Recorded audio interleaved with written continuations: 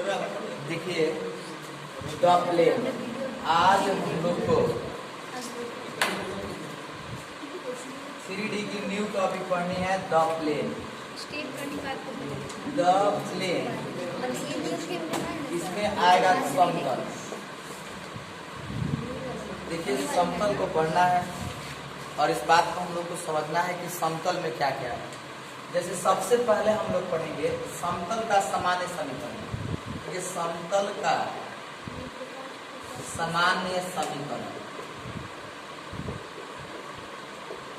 समतल का सामान्य समीकरण है ax plus by plus cz plus d equal to 0। बहुत पहले से आप बात सीखे हैं कि कोई भी रैखिक बहुपद हो या द्विघाती बहुपद हो, अगर समीकरण बनाना हो तो बराबर के बाद क्या लिखेंगे 0। तो समतल का सामान्य समीकरण में ax plus by plus cz plus d बराबर कितना हो गया 0। और यहाँ दी को ज्याय देखेंगे, जहाँ दी को ज्याय क्या है a, b, c आपकी क्या है दी को ज्याय। देखिए पीछे के हम लोगों ने थ्योरी में और एक्सरसाइज के सवाल में दी का अनुपात दी को जाकर पढ़े हैं, लेकिन यहाँ भी हम लोग द प्लेन में एक एक करके पूरे डिटेल्स को पढ़ेंगे, एक एक टॉपिक को समझेंगे कि इसमें दी को ज्या क्या है, दी का अनुपात क्या है। अगर मान लीजिए सबसे पहले अगर कोई समीकरण दिखे तो समझेंगे कि समतल के समीकरण होने के लिए क्या शर्त है। तो देखो समतल के समीकरण होने के लिए आपका शर्त है ax plus by plus cz plus d बराबर 0। इस हद का अगर कोई भी सवाल आपके 3D के अंतर्गत मिलता है तो आप समझ जाओगे कि आपका समतल का सामान्य समीकरण है। इसमें आपको क्या मिलेगा कि a, b, c जो है ये आपकी दी को ज्याय है। देखिए a, b, c आपको दी को ज्याय मिल गया, इससे हम लोग इस समतल के समीकरण को भी ज्ञात कर सकते हैं। या अगर सवाल में समतल के समीकरण दिया हो तो हम लोग आसानी से दी को ज्याय भी निकाल सकते हैं। तो आप नोट कीजिए इस चीज को। तो आगे हम लोग देखिए हमने सबसे पहले देखा समतल का सामान्य समीकरण में ax plus by plus cz plus d बराबर 0, जहाँ ABC दी को ज्याय। देखिए द प्लेन भी ऑब्जेक्टिव क्वेश्चन भी हो सकती है और थ्योरेटिकल बातें भी है जिसपे आधारित बहुत सारे सवाल आपसे सॉल्व हो जाएंगे। फिर हमने देखा कि समतल के समीकरण का सदिश रूप। तो समतल के समीकरण का सदिश रूप आपका होता है vector r into vector n बराबर d। देखिए कोई समतल है, जैसे हमने फोटो में एक समतल ले लिया और ये बात आपके सवाल में दिया रहेगा समतल, और उस फोटो में हमने बिंदु A और बिंदु B दो बिंदु ले लिए और एक बिंदु नीचे क्या ले लिए वो, यानी वो इसका स्थिति सदिश हो गया। और वो सब कहाँ जाएंगे A के तरफ, फिर वो से कहाँ जाएंगे B के तरफ। इसमें हमें वो क्या मिला वेक्टर R और वो भी क्या मिला वेक्टर n। अब इस चीज को समझने के लिए हमने क्या किया कि vector r into vector n बराबर d ले लिए। जहाँ देखिए वेक्टर r के मान हमें दिया है x i cap plus y j cap plus z k cap. हमने वेक्टर r के मान लिया x i cap plus y j cap plus z k cap और वेक्टर n के मान a i cap plus b j cap plus c k cap. अब इसका सवाल किस रूप का रहेगा, जैसे मान लीजिए कि आपके समीकरण का सदिश रूप दिया रहेगा समतल में, तो आप बिल्कुल ध्यान रखिएगा कि समतल में समीकरण की सदिश रूप की बात आई, इसका मतलब कि ये फॉर्म ही लागू होगा vector r into vector n बराबर d। अगर एक फॉर्म नहीं दिया है, अगर कहीं सवाल ऐसे दिया है कि समतल के समीकरण के सदिश रूप x i cap y j cap plus z k cap a i cap b j cap plus c k cap, तो आपके दिमाग में बात तुरंत आनी चाहिए, क्योंकि समतल के समीकरण का सदिश रूप का फॉर्म यही होता है vector r into vector n is equal to d।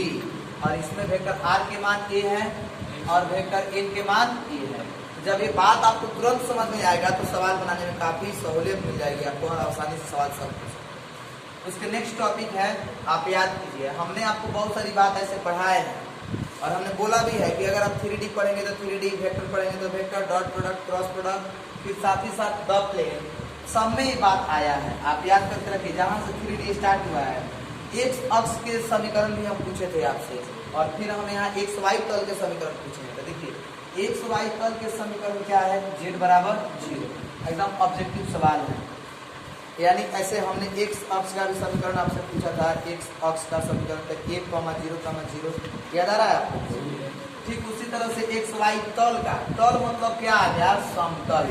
तो ये बात समतल में पढ़ना है तो एक्स वाई तल का समीकरण जैसे फोटो से देख सकते हैं एक्स और वाई तल ले लेंगे तो बचेगा क्या, जेड है ना, जेड बराबर क्या हो जाएगा।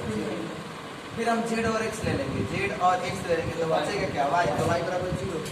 फिर हम वाई और जेड ले लेंगे तो बचेगा क्या हमको एक्स इक्वल टू 0। अब आइए, अब अगर समतल के समीकरण निकालने की बात की जाए, ठीक है, बहुत सिंपल सी बात है, आप एक एक स्टेप पे गड़बड़ हो जाइएगा। यहाँ समतल का सदिश रूप, यहाँ समतल का समीकरण, दोनों बातें अलग अलग है, थोड़ी सी अलग अलग दिखेगा। अगर आप ध्यान से नहीं पढ़े इस टॉपिक को तो गड़बड़ा जाएगा, सवाल ही नहीं बन पाएगा आपसे। तो आप इस बात को समझिए, समतल का समीकरण जो दिए गए बिंदु x1 y1 z1 से गुजरती है। जैसे समीकरण किसी बिंदु से गुजरने की बात आएगी, आपको ये फॉर्म हर हाल में याद आना चाहिए। समतल के समीकरण जो दिए गए बिंदु x1 y1 z1 से गुजरती है, a into x minus x1 plus b into Y minus y1 plus c into Z minus z1 plus d equal to 0। देखिए ये छूट गया था, आप लोग भी लिख लेंगे। यहाँ पर d है ना समतल के समीकरण, तो यहाँ पे हम d इक्वल टू क्या लिख सकते हैं 0। यही समतल के समीकरण का क्या होगा आपका समीकरण, समतल के समीकरण जो बिंदु से गुजरती है, इतना फल हो जाएगा। अब आइए इसके आगे हम लोग देखिए समतल का कापीय रूप। कापीय रूप में देखिए जब आप समतल की बात करेंगे तो 3D, और 3D में 3 भाग होगा, जिसमें x अक्ष, y अक्ष और z अक्ष। x अक्ष पर बिंदु क्या है a, y अक्ष पर बिंदु क्या है b और z अक्ष पर बिंदु क्या है c। अब देखिए कहीं भी अगर आपको समतल के कापीय रूप मिलेगा तो आप इस बात को जरूर समझ जाइएगा कि x बटा a, मतलब कि a बिंदु किस अक्ष पर है, x अक्ष पर, जिस अक्ष पर है उसके अनुपात बाटा में नीचे डिनोमिनेटर के रूप में है। फिर y बटा b, z बटा c बराबर कितना, ये आपके समतल के कापीय रूप होगा। अगर आपको बिंदु a b c दे दिया जाए और पूछा जाए कि समतल का कापीय रूप निकालें, तो बिल्कुल सिंपल है, समतल का कापीय रूप x बटा a प्लस y बटा b प्लस z बटा c बराबर 1 लिख सकते हैं, एकदम आसानी से आंसर आ जाएगा। और बाटा के जोड़ वगैरह कर दीजिएगा, उससे कोई दिक्कत नहीं होगा।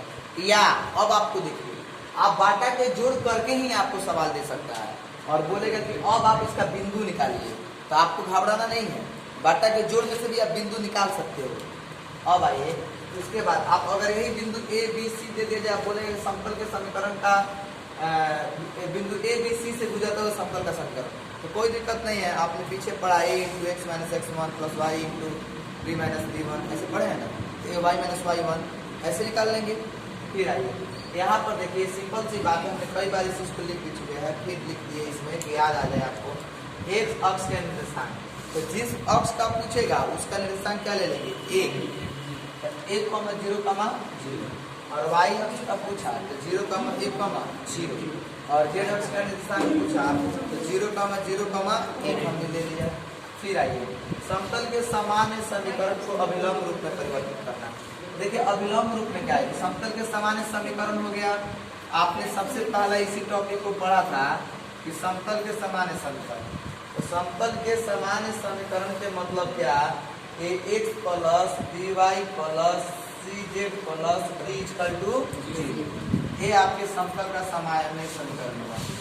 अब यहाँ से हम लोग को अभिलंब के रूप में, नया बात यही ना है, अभिलंब रूप में परिवर्तित करना है। तो देखिए अभिलंब रूप में परिवर्तित करने के लिए हमने क्या किया कि आपको यहाँ ए बी सी, ए आपको क्या दिया हुआ है, समतल के सामान्य समीकरण में ए बी सी क्या है, डी को दिया है ना, अभी ना पढ़े आप, ए बी सी क्या है, डी को दिया है, तो तुरंत डी को दिया निकाल के उसका वर्ग करेंगे, वर्ग करेंगे रूप को भरने, तो यही देखिए यहीं से डी को दिया ए बी और सी, ये कोई दूसरा वैल्यू नहीं है, यही वैल्यू है जो ए के मान है, यहाँ इसके कोफिशिएंट y के कोफिशिएंट में b के मान है, z के कोफिशिएंट में c के मान है, इसी वैल्यू को हमने यहाँ पर लिया है और dividing by under root A square plus B square plus C square, और y में सबको डिवाइड कर दिए बाई पार्ट रूट से, यानी इसको लिखिए a बटा under root A square plus B square plus C square X बटा b बटा under root A square plus C square into Y plus c बटा under root A square plus B square plus C into Z minus b बटा under root A square plus B square plus C square.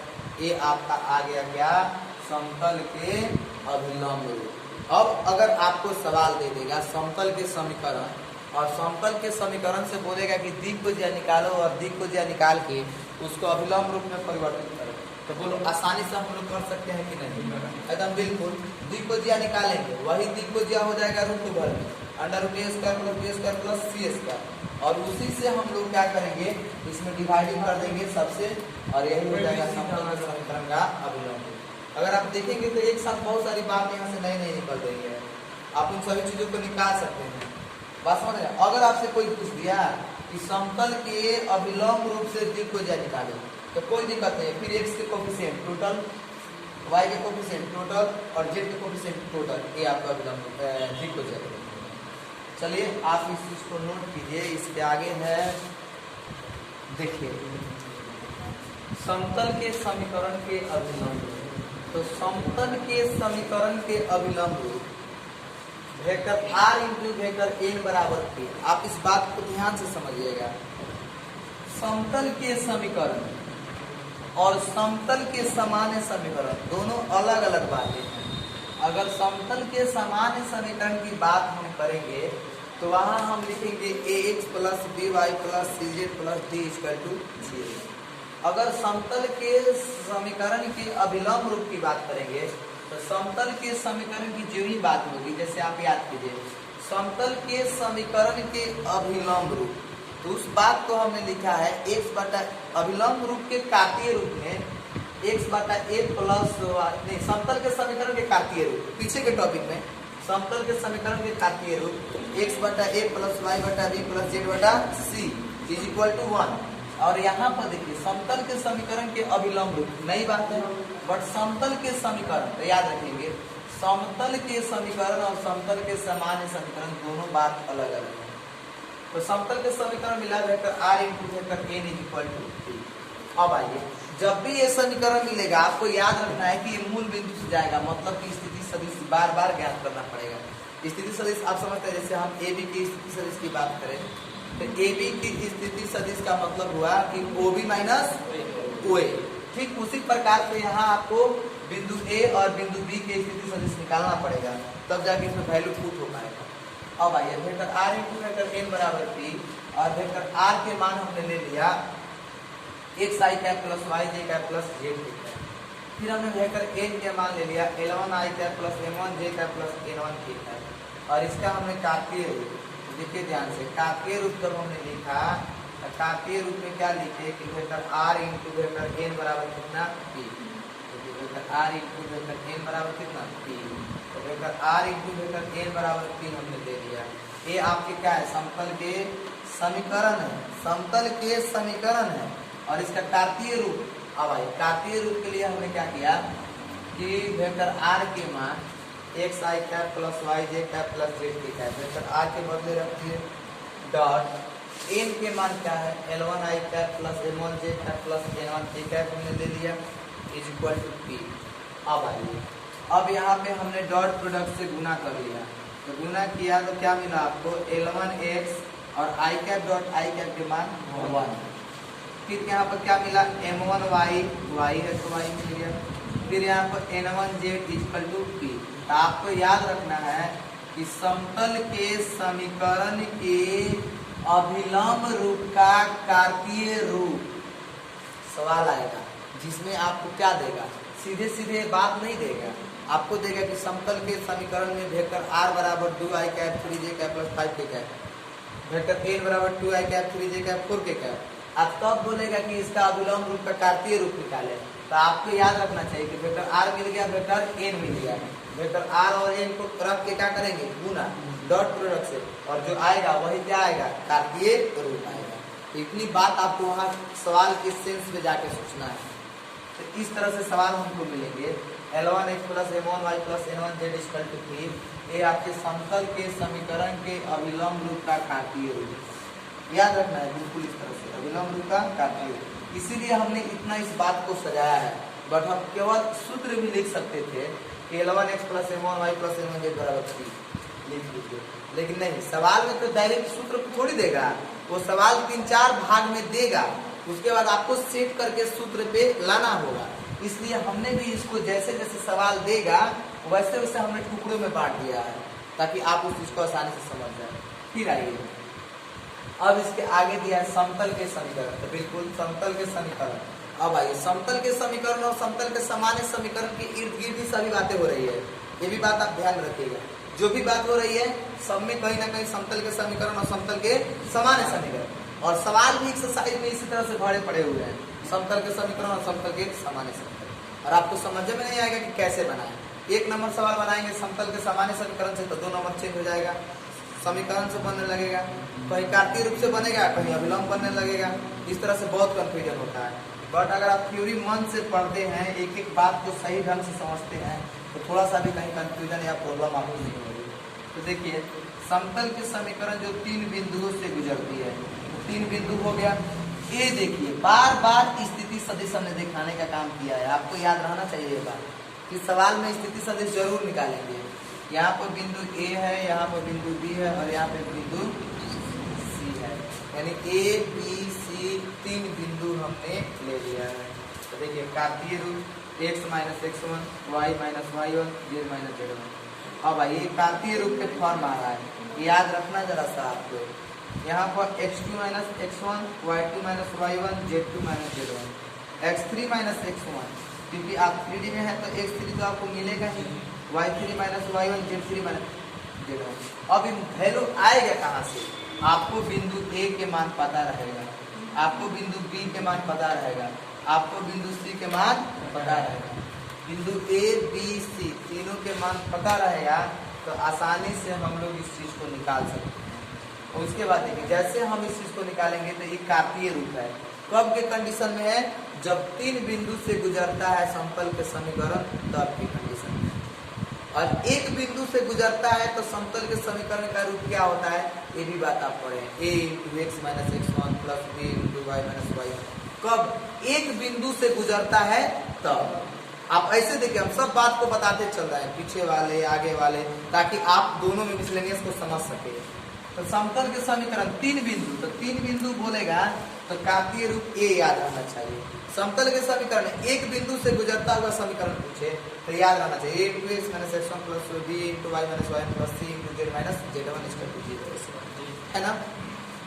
कार्तीय रूप में देखिए, कार्तीय रूप में क्या दिया कि x minus x1 y minus y1 z minus z1 x2 minus x1 y2 minus y1 z2 minus z1, फिर x3 minus x1 y3 minus y1 z3 minus, ये आपके कार्तीय रूप हो गया।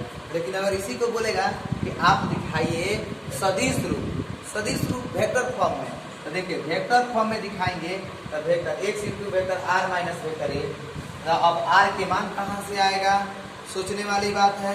तो वेक्टर r आप याद कीजिए एक्स आई कैप वाई जे कैप प्लस जेड, बाकी तो आपको b मिल जाएगा। कैसे मिलेगा b?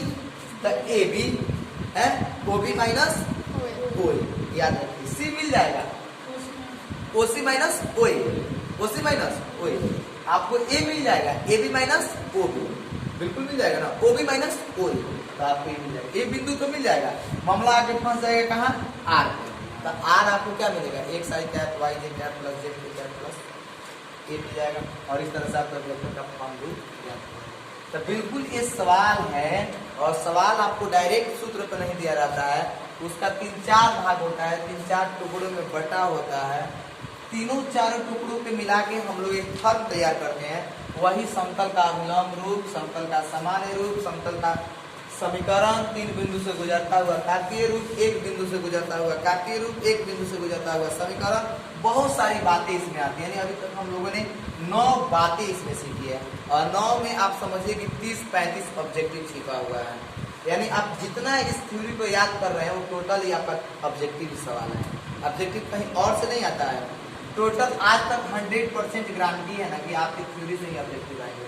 अगर आप थ्योरी की कॉपी रखे हैं और थ्योरी पढ़ रहे हैं तो सवाल पैदा नहीं होता है कि आपके 50 सवाल अगर ऑब्जेक्टिव में बनानी है तो 50 आपसे बाहर का सवाल आ जाए। इसलिए आप थ्योरी की कॉपी को बढ़िया से बनाइए और सभी थ्योरिटिकल क्वेश्चन को नोट कीजिए। नेक्स्ट थ्योरी हम लोग अगले वीडियो में पढ़ेंगे।